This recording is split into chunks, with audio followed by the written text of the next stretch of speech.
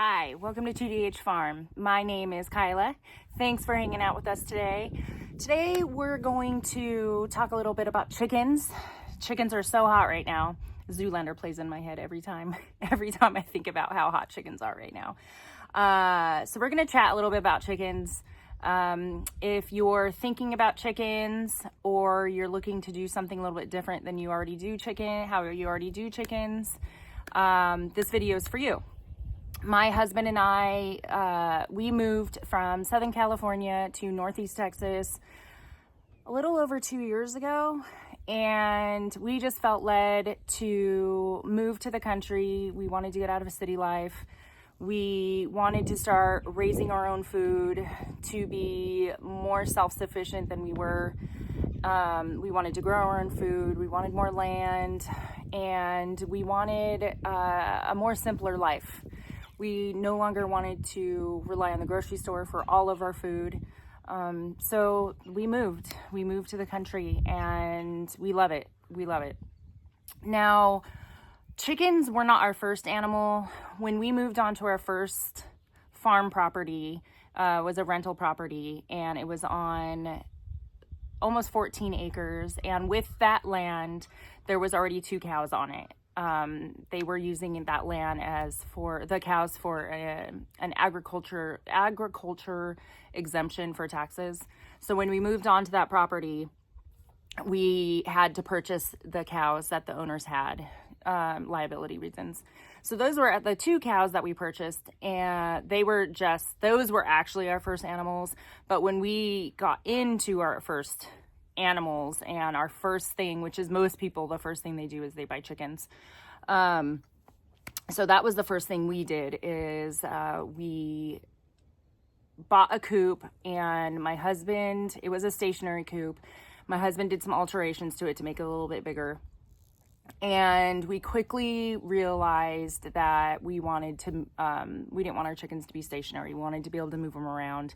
We wanted to be able to fertilize our pastures with their poo and have them scratch around to spread seeds and to help out our grass. But the first thing we were talking about as to why we were getting chickens, let me go back a little bit. When you're thinking about getting chickens, maybe a few years ago, it would have been cheaper to own your own chickens for eggs.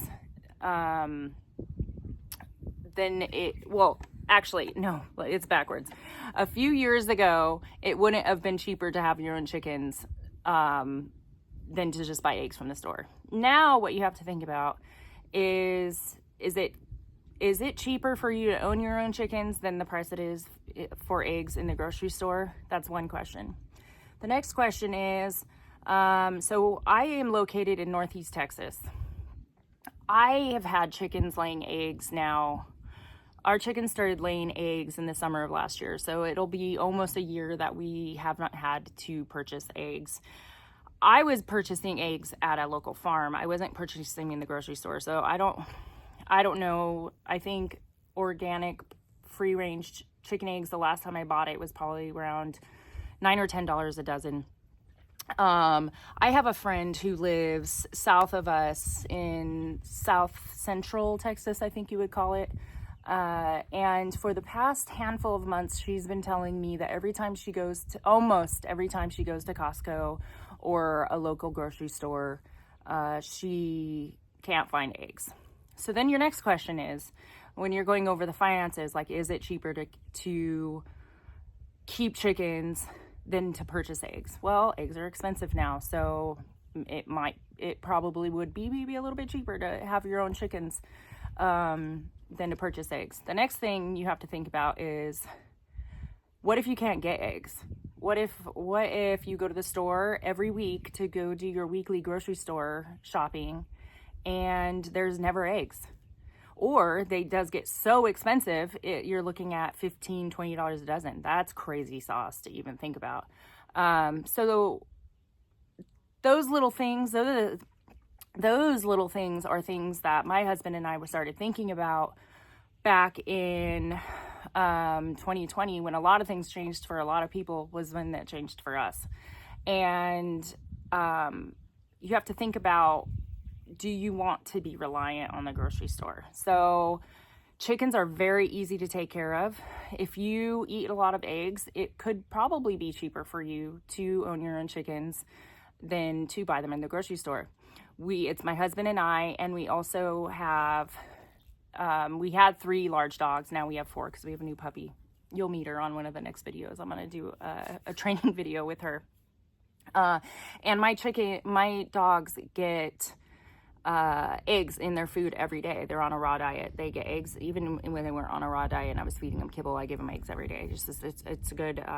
It's one of the most whole foods you can put in your body if it's the right kind of egg. So if you have a big family, so I look at our dogs, it's like now we're at a family of 6 instead of 5 because our dogs eat a lot of the same foods that we eat: beef, chicken, eggs. Then if you have a larger family, it will most definitely be cheaper for you to keep your own chickens than it is for you to buy eggs at the grocery store. One, if you can find them, they're expensive, and yeah, they're expensive. So that's why we got into chickens. So we got our first Eggberg flock spring of last year. So a year ago. I want to say it was like 14 months ago, like February, because we're in April. February of 2024 is when we actually got our chickens.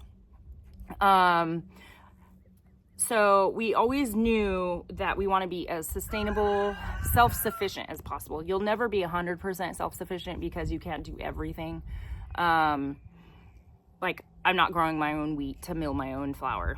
I buy either flour or I buy wheat berries to mill my own flour. That was just an example. So we knew when buying chickens, we were also going to incubate their eggs. So we didn't have to also rely on hatcheries. So we got an incubator, and I will show you some clips of us incubating our chicken eggs for more, because we were increasing our Eggberg flock. And we also are now hatching, which I mentioned in a previous video. We have a meat chicken flock that we save their eggs from, and we incubate their eggs as well. I'll show you a little video of us incubating some eggs.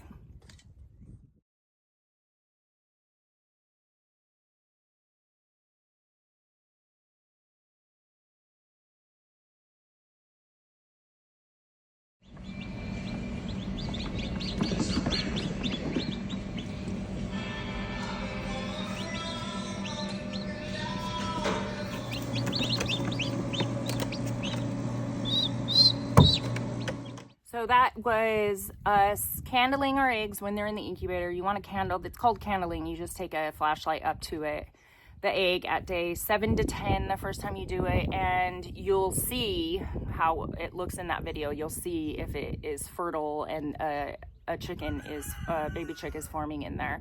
So you want to do that when you incubate your eggs, because you don't want just non-fertile eggs sitting in the incubator cooking for 21 days. So you do that first, and then I showed you the video of us actually hatching the little baby chicks.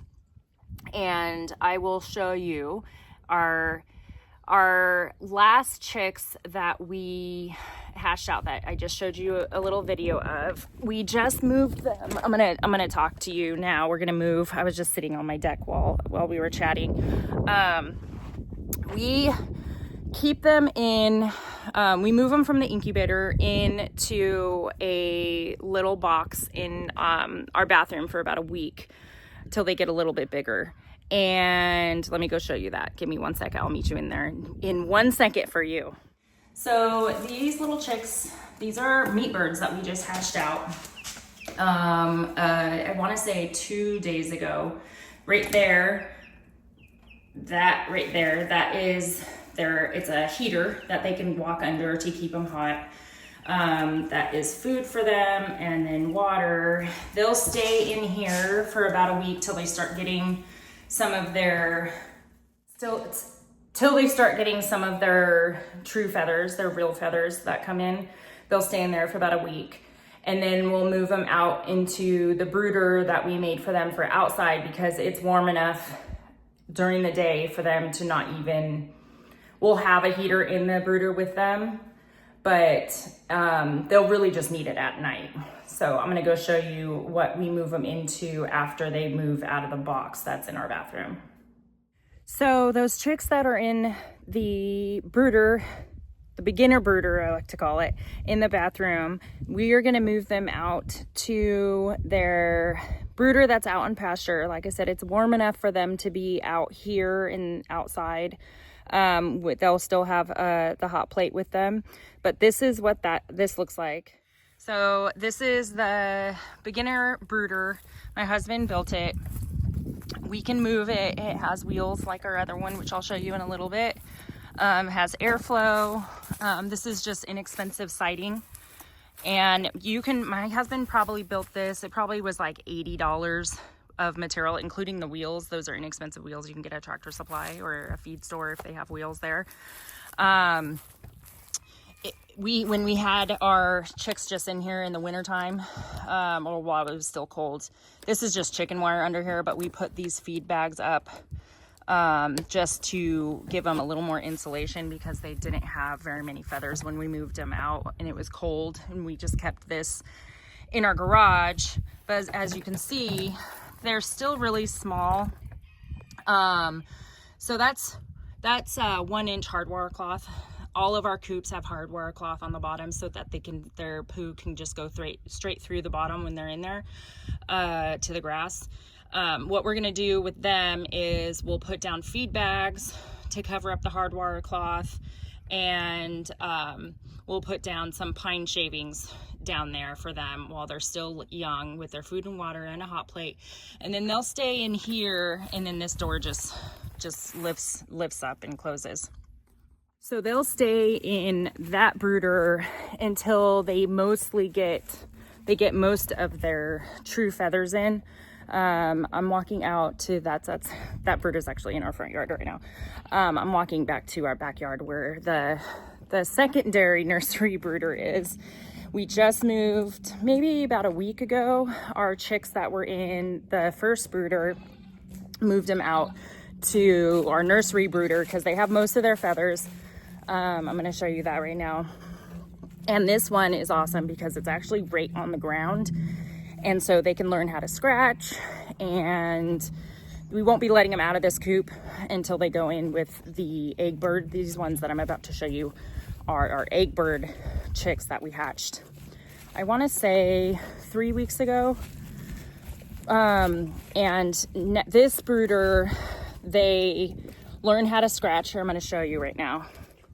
So this is the secondary brooder that we move them out to. As you can see, it's like it's on the ground. It has wheels, so it's also movable. We move them to fresh grass every day. But when we move them from the first brooder that I just showed you on here, they're directly on grass, so they will learn how to scratch for bugs, and they'll eat the grass. So these are all we're adding to our egg flock. And there's actually a couple meat birds in there too that we hatched. Like that one is a meat bird. So they will probably be moving out to the egg bird flock in probably about a couple weeks. This door, it had a latch, but in a storm, this actually got picked up in a really bad thunderstorm that we had with high winds, and it broke that off. But as of right now, it's fine to keep that shut with a bungee. That's fine. So they'll be moved out with our egg bird flock, and the meat birds will go with the meat bird flock.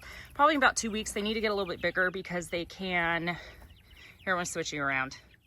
Probably for a couple weeks, so they need to get a little bit bigger. They will be able to get through the electric fencing, and when they're that small, they can also get picked up by crows. And we don't have much hawk pressure here because we have a lot of crows, and crows actually keep hawks away because they mess with them. It's like the only bird that messes with hawks is crows.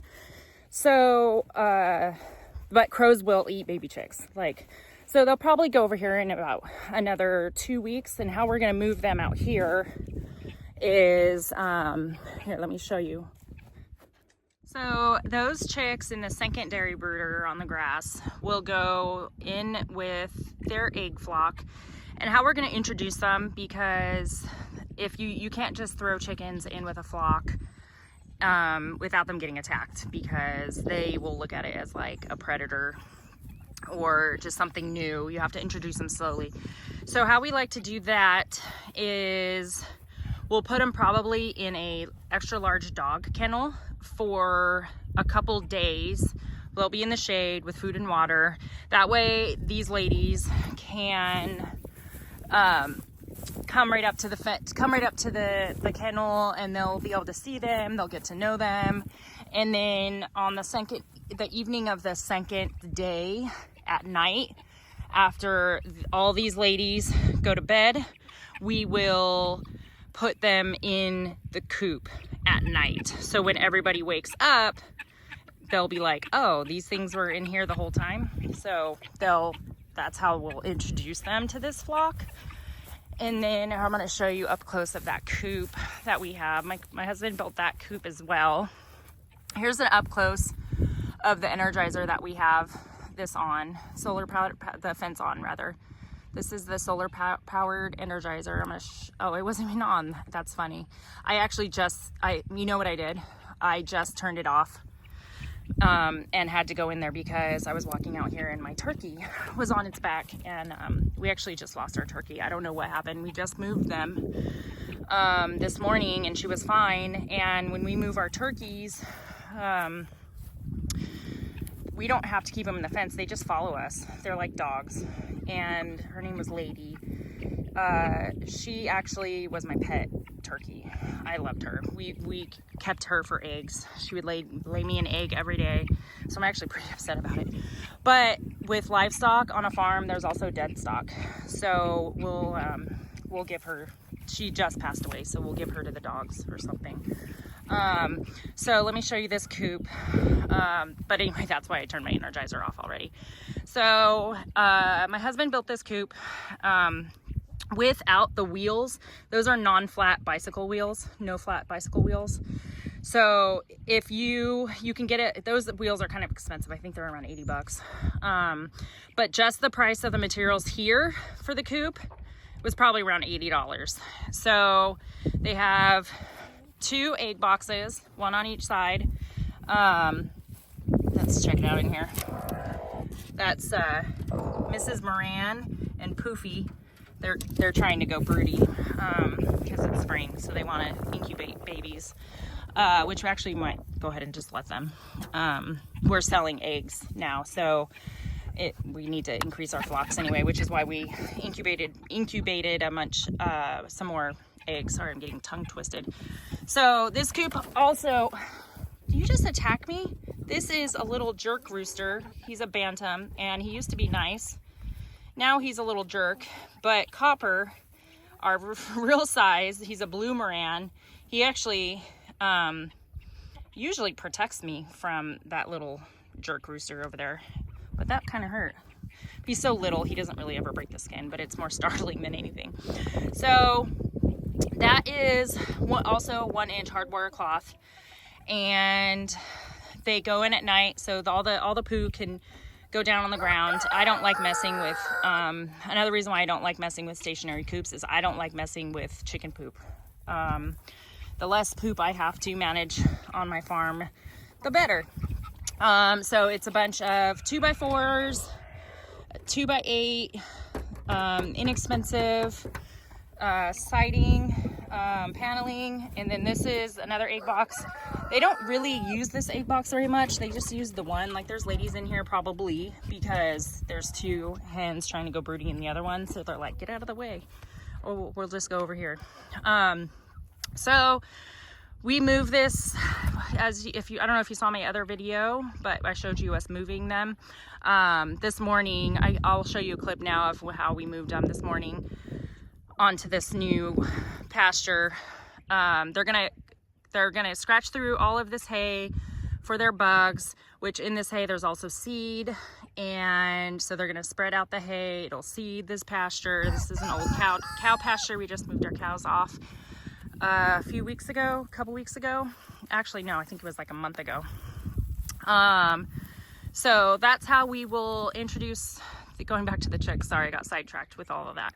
Going back to the chicks, we'll just throw them in the coop one night and then everybody will wake up and they'll think that they were always there. So, yes, this electric fencing does work. If it is on, turn it on so they're all protected.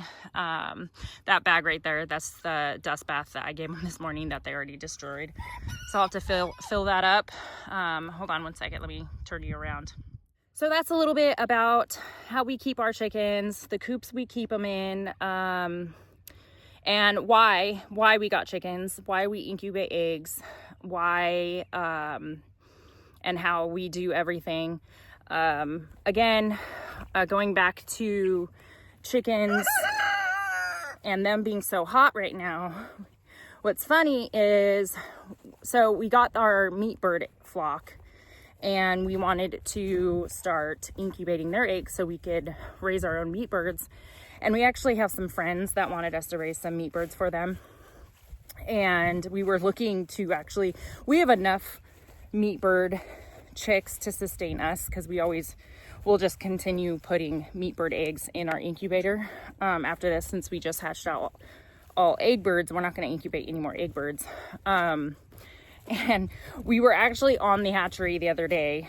Well, actually we have been for the past couple months, month and a half really, to order some meat bird chicks for friends who asked us to raise them up for us. And they've been sold out. They've been sold out for a few weeks and they're hard to find. So think about if you do get into chicks, if you're just doing it for the eggs, still think about learning how to incubate your eggs. So if you do lose chickens, you can incubate eggs, and if you have a rooster, you have to have a rooster to be able to incubate your eggs because that's the only reason why they're fertile. Sorry, I lost my train of thought. So think about all your whys. Think about your whys for getting chickens. Think about how you can be sustainable, to not rely on the grocery store, to not rely on hatcheries for all of your chickens. And knowing your whys will be your first big step as to choosing if you should get chickens or if you shouldn't. And then the other little things on how you're going to keep them, that just is up to how it fits for your family. So I hope I answered some questions for anyone today.